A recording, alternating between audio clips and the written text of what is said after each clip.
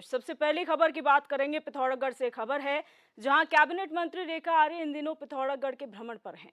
वो लगातार पिथौरागढ़ के हर क्षेत्र में भ्रमण प्रोग्राम कर रही हैं। उनके क्षेत्र में सक्रियता को देखते हुए लोगों में चर्चाओं का बाजार गर्म है। सूत्रों की माने तो इस बार हाईकमान अल्मोड़ा पिथौरागढ़ संसदीय सीट पर रेखा आर्य पर भी दांव खेल सकता है। वहीं कुछ पार्टी कार्यकर्ताओं की माने तो पीएम मोदी के द्वारा भी स्पष्ट संदेश दिए गए हैं कि इस बार लोकसभा में कई नए चेहरों पर दांव खेला जा सकता है।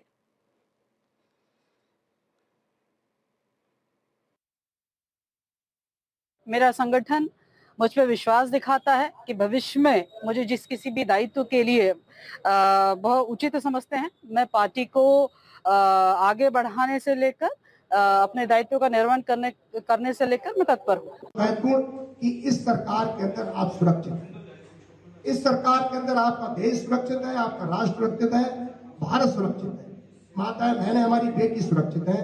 यदि आप सबकी कृपा से ऐसा प्रतीत हो रहा है कि आपकी मंत्री को संभवतः पार्टी ने अगर ऐसा कोई आदेश दिया और आप सबका आशीर्वाद रहा तो सांसद का चुनाव यदि अब चूंकि पार्टी के बिना निर्देश से तो हमारे यहाँ पत्ता नहीं हिलता है और पार्टी का नेतृत्व का अगर आदेश हुआ तो फिर आप सबके आशीर्वाद की हमें आवश्यकता। और हमारे संवाददाता मनीष चौधरी इसी खबर पर हमारे साथ फोन लाइन पर जुड़ चुके हैं। मनीष, जानकारी चाहेंगे पहले तो वो कार्यक्रम जो मंत्री रेखा आर्य पिथौरागढ़ में कर रही हैं। जी, मैं आपको बताना चाहूँगा कि रेखा आर्या बाल विकास एवं खेल मंत्री रेखा आर्या जी 4 दिवसीय पिथौरागढ़ भ्रमण में हैं और उनके द्वारा काफ़ी जगह पे लोकार्पण किए गए और उनके द्वारा कई जगह सभाएं भी की गई हैं। तो वो 4 दिन की अपने भ्रमण प्रोग्राम में हैं। जी मनीष, अगर बात करें लोकसभा की तो लोकसभा चुनाव नजदीक है, पार्टी तैयारी कर रही है। ऐसा क्या हुआ कि लोगों को ये लगने लगा कि शायद पार्टी जो है रेखा आर्य पे दांव खेल सकती है लोकसभा में और उन्हें टिकट दे सकती है? जी, जैसा कि रेखा आर्या लोकसभा के चुनाव नजदीक आने से ही रेखा आर्या की सक्रियता पिथौरागढ़ विधानसभा में काफी बढ़ती हुई नजर आ रही है। तो इसी वजह से कई कार्यकर्ताओं का भी ये मानना है कि क्या पता पार्टी इस बार संसद पिथौरागढ़ अल्मोड़ा संसदीय क्षेत्र से अपना चेहरा भी बदल सकती है। और उनका ये भी कहना है कि जैसे कि मोदी जी का भी स्पष्ट संदेश दिया जा चुका है कि इस बार लोकसभा में कई युवाओं को टिकट दिया जाएगा और पुराने चेहरों को भी बदला जा सकता है। जी मनीष, ये तो कार्यकर्ताओं की बात रही जिनको लगता है कि पार्टी शायद उन पर भरोसा जताकर रेखा आर्य को जो है वो टिकट दे सकती है। लेकिन अगर ऐसा हुआ तो पहली बार ऐसा होगा कि उत्तराखंड में महिला सांसद होंगी। लोगों का क्या रुख है इस पूरे मामले में? जी, लोग काफी उत्साहित हैं और उनके द्वारा ये भी बताया जा रहा है कि अगर रेखा आर्या जी को इस बार टिकट देता है तो कार्यकर्ताओं में काफी जोश और जुनून रहेगा। बिल्कुल, और जिस तरीके से रेखा आर्य लगातार दौरे कर रहे हैं क्षेत्र में, कौन सी ऐसी प्रमुख रूप से समस्याएं हैं जो लोगों ने उनके सामने रखी हैं? जी, रेखा आर्या जी के आने के बाद कई लोगों ने अपनी काफी समस्याएं रखी, जैसे कि खेल के मैदानों की समस्याएं हो गई और काफी खेल कूदों के लिए जो उनको जरूरी सामान थे उनके बारे में भी बात करी गई और उनके द्वारा समाज कल्याण मंत्रालय उनके पास है तो उसके लिए उससे रिलेटेड भी उनसे काफी जनता के द्वारा समस्याएं रखी गई। बिल्कुल मनीष, आप बने रहिए हमारे साथ, आपसे जानकारी आगे भी लेंगे। और हमारे साथ बीजेपी प्रवक्ता सुनीता विद्यार्थी बौड़ाई जुड़ चुके हैं। मैम, बहुत स्वागत है आपका HNN 24/7 में।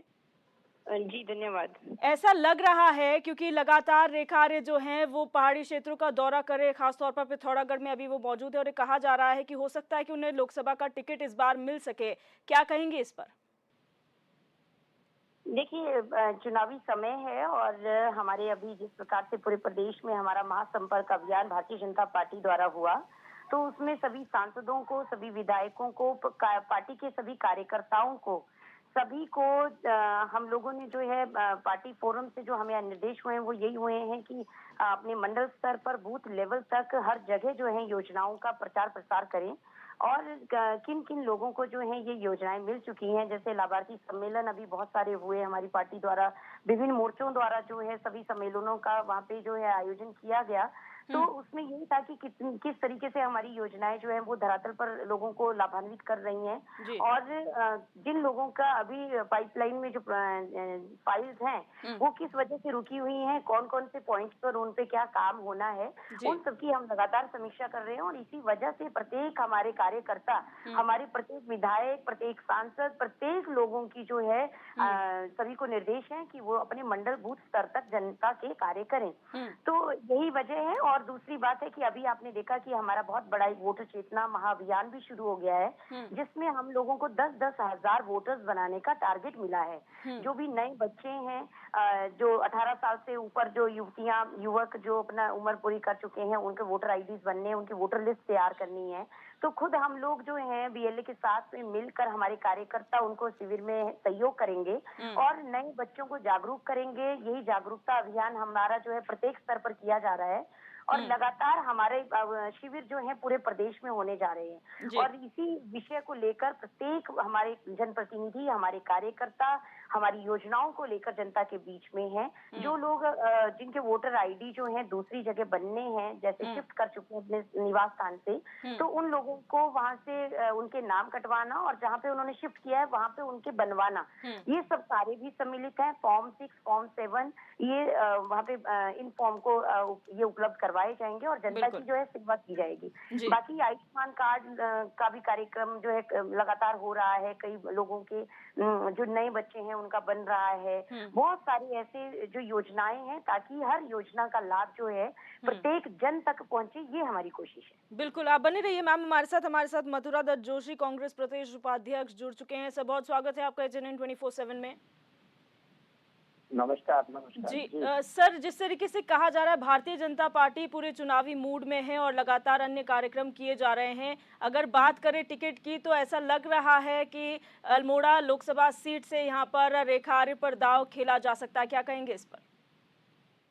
देखिए, भारतीय जनता पार्टी का अपना अंदरूनी मसला है, वो किस पर दांव खेलती है, किस पर नहीं खेलती है, ये उन पर निर्भर करता है। इसमें हम क्या कह सकते हैं? तो टिकट उन्हें देना है, उन्हें लड़ाना है, लेकिन चेहरे बदलने में ये लोग माहिर हैं, क्योंकि पुराने एमपीज ने काम नहीं किया है। लोगों का आक्रोश उनके प्रति है, उनको वोट मिलने वाला नहीं है। लोग जगह जगह, आपने देखा होगा कि हरिद्वार में निशंक जी का किस तरीके से लोगों ने विरोध किया, किस तरीके से उनके ऊपर आक्रोश व्यक्त किया कि भाई बाढ़ पीड़ित, बाढ़ राहत में कोई भी सहयोग न सरकार ने दिया, न सांसदों ने दिया। तो वही हाल अल्मोड़ा लोकसभा में भी हो सकता है, लेकिन निर्णय उनका करना है। क्योंकि मैं समझता हूँ कि अजय टम्टा की इतना क्या निर्णय अब ये पार्टी लेती है, तो ये इन पर निर्भर करेगा। लेकिन लगता नहीं कि रेखा आर्या को बदल के बहुत कुछ कर लेंगे।